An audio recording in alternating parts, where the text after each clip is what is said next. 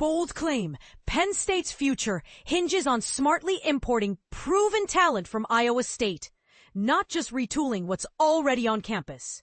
And here's why that approach matters now more than ever. As the Nittany Lions transition under Matt Campbell, who's stepping in after James Franklin, the roster picture demands quick, strategic moves, especially with a sparse early 2026 class and a veteran-heavy 2025 finish. Campbell must leverage the transfer portal starting January 2nd and look closely at Iowa State's current and incoming players to patch gaps, preserve emerging young talent at Penn State, and accelerate retooling for 2026 and beyond. The core question becomes which Cyclones, current stars, and future signees could realistically bolster Penn State while aligning with Campbell's system and recruiting ethos. This piece identifies high potential targets and explains why they could fit, what they'd add, and what challenges might arise in a cross-rival transition. Redshirt junior quarterback Rocco Becht. The quarterback decision looms largest for Campbell as he shapes the staff and roster. At Iowa State, Becht has been the trusted starter for 3 seasons, offering a blend of experience and potential upside. He stands 6'1" and 210 pounds. And his resume includes a second-team All-America nod and Big 12 Offensive Freshman of the Year honors in 2023, plus an All-Big 12 honorable mention in 2024. This season, Becht averaged around 215 passing yards per game with 16 touchdowns and 9 interceptions, a modest step back from his stronger 2023-2024 numbers. Likely a consequence of losing 2 NFL-caliber receivers in the offseason. Becht's mobility adds another dimension, accounting for 19 career rushing scores.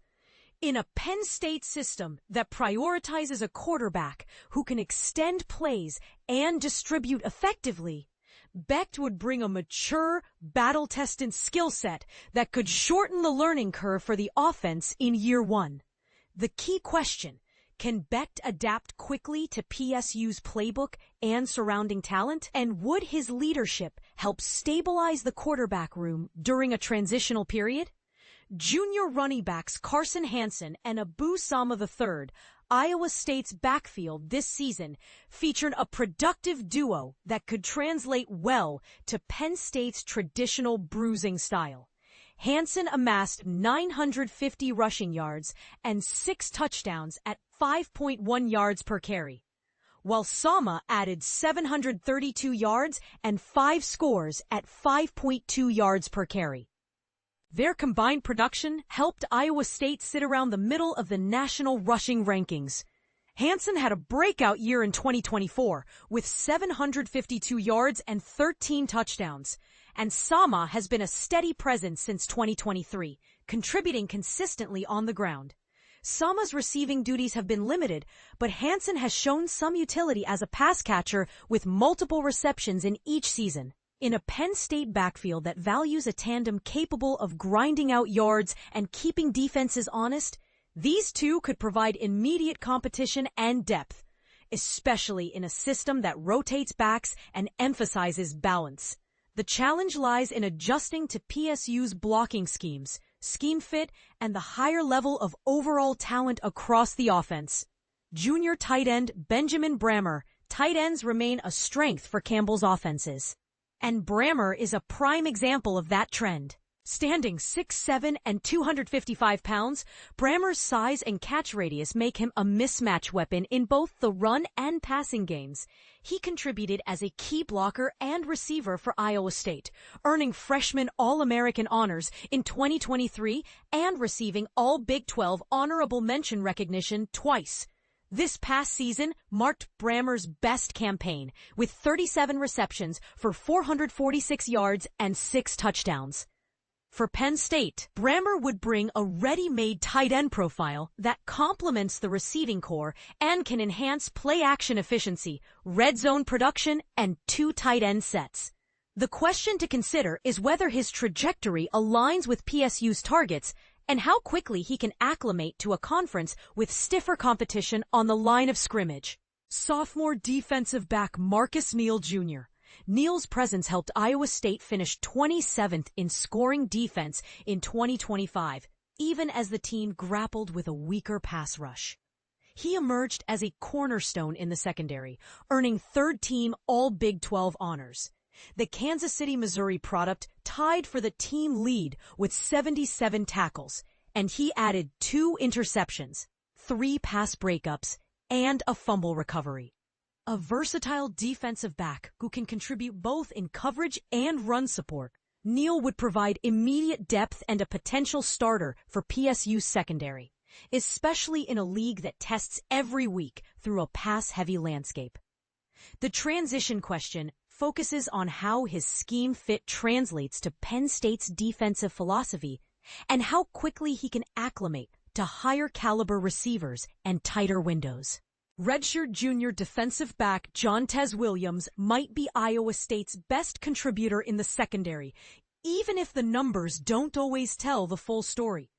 Targeted infrequently in coverage, he allowed only 8 receptions on 15 targets, according to PFF, and earned second-team All-Big 12 honors in 2024. From Florida, and a player who has logged every Iowa State game since redshirting in 2022, he brings experience and a proven ability to play at a high level against diverse offenses. At 5'11", he brings a compact build and a veteran presence to Penn State's secondary, which could benefit from a savvy, ball-hawking corner. The move would hinge on Williams' willingness to transition to a different defensive framework and to adapt to greater competition in the Big Ten. Junior linebacker Cooper Ebel is a reliable linebacker with a penchant for disruption, tying Neal with 77 tackles in 2025 and delivering 3 pass breakups. His consistency and experience in a 3-3-5 scheme would be valuable if Campbell brings along veteran defensive coordinator John Heacock to Happy Valley. Ebel offers a solid mix of run support and coverage skills. And his leadership could boost Penn State's front seven culture as it recalibrates to a new coaching staff and play style. The challenge is ensuring he translates effectively to PSU's level of execution and the jump in the competition's overall pace and scheme complexity. Redshirt junior wide receiver Chase Sowell. Sowell has had a measured path, loading up experience across 3 programs and contributing as a reliable receiver for Iowa State this season. With 500 receiving yards and 2 touchdowns. He's a big-body target at 6'3" and 210 pounds, and his prior stops include an 81-catch, 1,300-yard, 4-touchdown season at East Carolina. For Penn State, Sowell would add a veteran presence, length, and physicality to the receiving corps, potentially shaping the team's red zone and boundary receiver dynamics. The trade-off is adjusting to a higher level of competition and speed across the field. And whether Sowell's production trajectory aligns with PSU's needs and play style.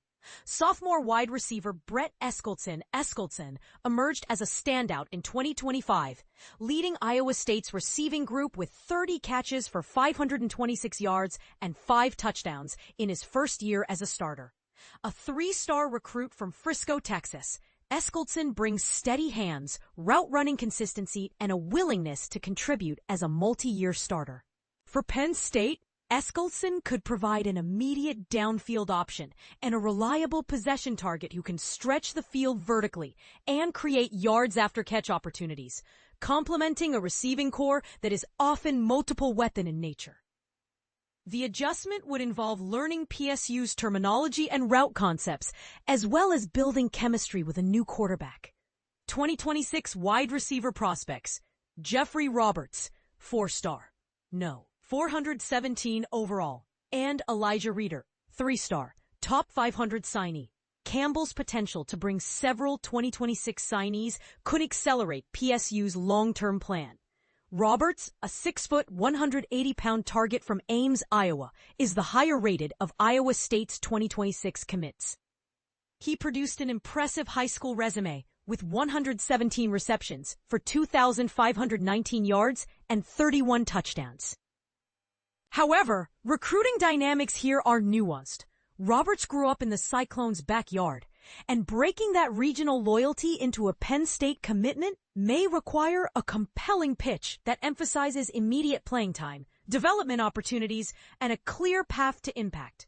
If PSU can secure him, he would add a high upside in-state connection that could pay dividends down the line as a long-term piece in a young receiving room. Elijah Reeder, a 2026 defensive end for New Jersey, is a 3-star prospect who ranked inside the top 500 nationally. Reeder posted strong senior year numbers with 50 tackles, 19 tackles for loss, and 8 sacks, illustrating pass rush potential that Penn State values on the front line. Bringing a local talent defensive end with a track record of disruption could help fortify Penn State's edge presence and provide immediate depth in a conference that emphasizes front seven dominance. The key question is whether these signees can adapt quickly to the Big Ten's level of competition and the technical demands of PSU's scheme, and whether Campbell can maintain strong relationships with the 2026 class while balancing current roster needs. Contemplating the broader picture, Campbell will face a complex set of decisions. How to blend transfer additions with PSU's developing young talent, how to maintain depth across positions, and how to cultivate a cohesive team culture under a new system. The transfer portal offers a rapid pathway to infuse experience and leadership, but it also requires careful integration with Penn State's existing players and coaching philosophy. In addition, retaining underclassmen from the 2025 roster will be crucial to sustaining continuity and development while the program transitions to Campbell's framework. What this means for Penn State's next season, the strategy is clear. Identify high-impact, versatile players who can contribute immediately, while simultaneously aligning with a longer-term plan that leverages Campbell's strengths: leadership, player development, and a track record of turning programs around. The proposed targets above reflect a mix of quarterbacks, running backs, tight ends, defensive backs, linebackers, and receivers who could plausibly fit Penn State's needs and style. However, success will hinge on how well these players adapt to a new system, the speed of their acclimation, and the strength of Campbell's recruiting and relationship building in the region. To join the conversation, do you think these specific Cyclones would be the best fits for Penn State's immediate and future needs under Campbell? Or would you prioritize a different mix of transfer or recruiting targets?